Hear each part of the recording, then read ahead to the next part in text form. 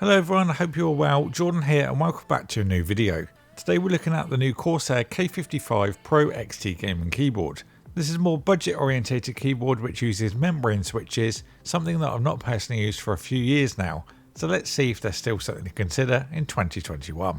For reference, there is a non-XT version of this keyboard too, the K55 Pro, which is less expensive than this model but doesn't have the game integration and only has 5-zone backlighting with 6 effects over the per key backlighting and 10 effects with this model on the XT. But saying that, if you're not worried about those features, it does save you about £20 or dollars, so good saving if you don't need it. So let's go over some of the key things to know. As I mentioned, this is using membrane or rubber dome switches. It has per key backlighting, and both models of the new K55 have IP42 rated dust and spill resistance, 6 dedicated macro keys and 7 media hotkeys for fast control, a detachable wrist rest, 1000Hz polling rate, 12 key rollover, easy macro recording and Windows lock for uninterrupted gaming. So that's the main features, and I'll cover some of the others as we go throughout the video. Now before I get into the box, I've got a UK layout in the box, whereas a US layout is printed on the box. So for those that are wondering, that's why. Opening the box, we'll find the keyboard, wrist rest and paperwork, including the instructions, safety and warranty information. So looking at the K55 Pro XT, as you can see by the first look, Corsair have opted for a two-tone colour scheme for this one, a gloss strip along the top section and then a matte body and keycaps. At first I wasn't too keen on this, as gloss just equals fingerprint magnet, but after some time with the keyboard, the theme does grow on you and it's not something that you'll randomly be touching anyway, minus the media controls. On the topic of media controls, these are at the top right and offer control for volume up, down and mute, as well as stop, play, pause, next and previous track. These are all buttons that bottom out to activate, so when you want to press one, just give it a good bang. That's what she said! To the left of those we have the quick macro record button, brightness control and Windows key lock. On the other end we've got the 6 dedicated macro keys. These can either be programmed with iCUE or directly from the keyboard, and they've also got Stream Deck integration, which is a nice added bonus. When recording on the board in hardware mode, or when iCUE is not open, these are directly saved to the keyboard, or to an iCUE profile when the software is open. To make one on the fly, press and hold the macro button on the right until it starts to pulse, press the keys you want to record, and as a side note it won't start recording till the first key is pressed. Then press the macro button again and it will rapidly blink, then just choose what key to bind it to. It's pretty simple. Now you can bind that macro to any key, not just one of the dedicated macro keys, but those are just on the keyboard for convenience. You can also unbind the macro too, just by pressing and holding the macro key till it pulses, press it again until it rapidly blinks, then press the key you want to clear. On the bottom left of the keyboard we've got a nice K55 detail, something that we've seen in all the recent releases from Corsair. Now the K55 cable isn't removable unfortunately, but being a budget keyboard we have to make some sacrifices somewhere, and this is one of them. That being said, it seems fairly sturdy where it goes into the keyboard, and it's a nice flexible cable, be it not braided. So on the underside of the keyboard we've got some rubber pads to help with grip when it's on the desktop surface. Unfortunately there aren't any on the little risers to adjust the height, which is a little bit of a shame. Would be nice to see some for some additional stability, but nevertheless it should be okay with just being supported on the ones at the front. So looking at the included wrist rest, this is a textured rubber feel for a nice grip when you're using it. It's a slightly different finish to what I've got on the K95 Platinum. It's more of a kind of bumpy surface, but still feels nice to use. This has 2 kind of prong parts that go into the bottom of the actual keyboard itself. Clips in nice and easy, but it's strong enough for you to pick up the keyboard and it still be attached. And it's easy to detach should you want to take it off at a moment's notice. On the underside we'll find the same rubber pads that we did on the keyboard to help it stay put on your desk. And then there's a simple Corsair logo in the middle, which I think gives a nice clean look. Okay, so let's move on and talk about the switches that this keyboard is using. As I mentioned, it's a membrane or rubber dome keycap, and this means it's got a tactile kind of bump at the top, but you need to fully bottom out the key for it to register. Now being this is a membrane key, you won't be able to use a traditional cherry keycap for it, so you won't be able to swap them out. That's a question I get quite a lot, so unfortunately that's not something you can do on this model. For those that want to hear how this sounds, this is the clip for you.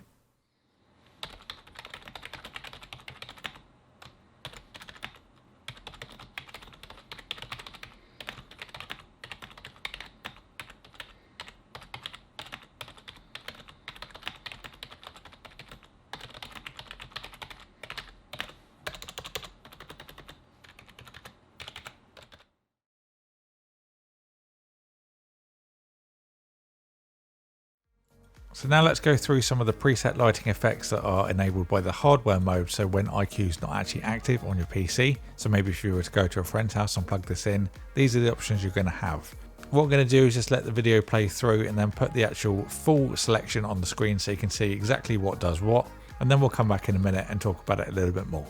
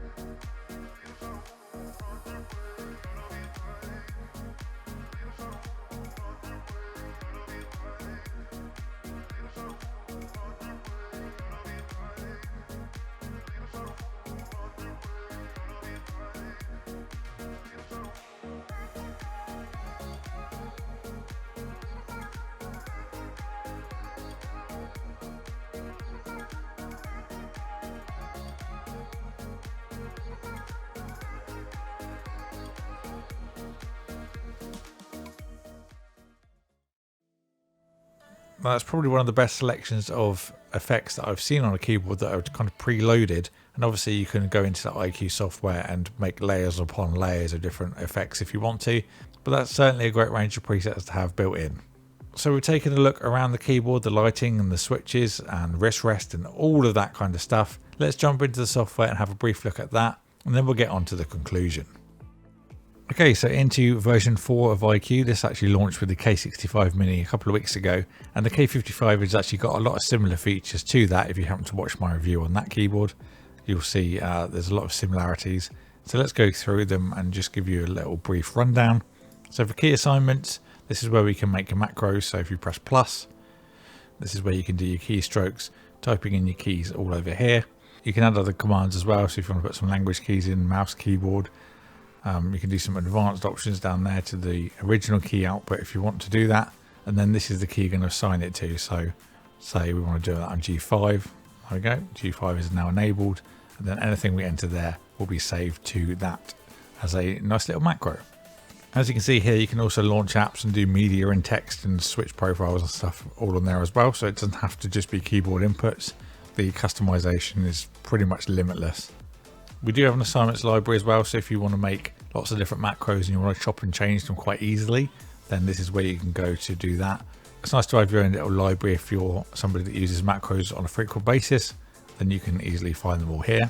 We'll quickly mention at the top left is where we're going to do our main profiles. I've got a couple for my K95 Platinum hardware modes, and this is where you're going to find all those should you want to change an entirely different sequence. Say you're going to do a profile for a different game, this is where you're going to change that. Of course, you can put it into a macro on one of the keys if you want to do that instead. So if we go into lighting effects, these are when iCUE is actually running. So currently I've got a rainbow wave, which is kind of my go-to, but I can easily change that out. Let's go for maybe a visor on a slow. Let's just go ready for like a red and a white. It's not quite white, that would be 255 across all of the RGB at the bottom there, but just for an example. Now that's changing as it goes throughout, doing the exact animation that's on the screen now. It's nice to see it in real time as well. Makes it a lot easier than just have to click apply after doing every little change. And then you can layer these things. So if you want to maybe do WAS and D, then I want to do that for a colour pulse, and I'd like that colour to be blue and green. Now the hardware lighting is very similar, but as I mentioned, this is when iCUE is not running. So for example, if you use this on a different PC, or maybe you go over to your console and use it on there, this is what's going to be going on by default. You can choose the effect by iCUE if you want to, or you can even do it with the keyboard commands that I've shown earlier in the video too. So it's nice to have options to be able to do that in here as well. But for me, my favorite one is the standard rainbow wave. So that's what I'm keeping on mine. The performance tab is where we're going to find the options for when our Windows key lock is enabled and what it will do. So let's say, sake of argument, you do a spur of the moment rage and you press Alt and F4 and you really didn't want to do that, then enabling that lock for the Alt F4 will save you there. So that's always an option you could put on, but it's nice to have different options available there. And then the device settings is where we're going to check for any updates. It's currently up to date. I checked it before I started recording this. And then we can set our polling rate, brightness of the RGB that's actually active, and then what kind of region layout you want to use. Okay, so let's give you my thoughts and tell you if I think a membrane keyboard is worth it, especially in 2021. So when I read this was coming out, it was great news, as the majority of Corsair keyboards are the more mid to high range price point. So seeing that a more budget offering was being released was a great thing to see. My mind then twigged and thought, wait a minute, what kind of switches is this going to be using? Now over the years we've seen mechanical keyboards come down majorly in price, and for a new buyer with a budget, it's often a hard choice to choose either a mechanical keyboard from a lesser known brand, often made with cheaper mechanical switches, or a more commonly known company's membrane counterpart. It's rare to see a popular brand offering a budget keyboard that doesn't have a membrane switch, this being no exception. Personally speaking, with the RRP being 69 nice pounds or dollars, it's in a weird position in the market, especially as that market is so competitive nowadays. Now on the one side we see the great build quality and design that we usually see from Corsair. The media controls are great and the RGB is very vibrant and you can do so much with it in iCUE, but the membrane keys are certainly not for everyone. The last membrane keyboard I looked at was the Logitech G213, almost 5 years ago now. Now these two versions of the K55 are the successors to the original K55, which was more of a fair match to the G213, so we need to take into account the newer features that it offers too, such as the IP42 water and dust resistance, the layers of profile and lighting, and this has also got the built-in macro recording and dedicated macro keys, even Stream Deck integration. If you think that for sake of argument that would add an additional $30 for someone that wants or will make use of those features, then that's not a bad deal.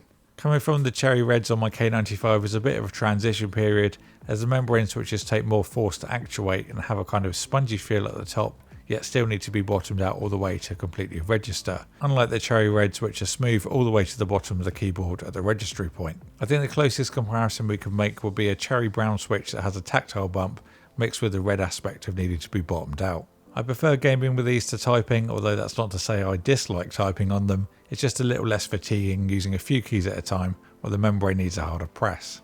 All in all, if you can get on with the membrane keys, then this does offer a lot of functionality for the money, and certainly a lot more functions than buying a lesser known brand's mechanical keyboard, as the chances are it won't have much to give minus the mech switches and maybe a splash of lighting.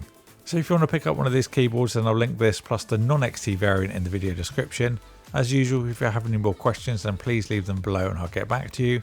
If you enjoyed this video, then please subscribe and ding the bell so you don't miss a video. Big thank you to Corsair for sending this out for me to review. Thank you all for watching, and I'll see you all in the next one.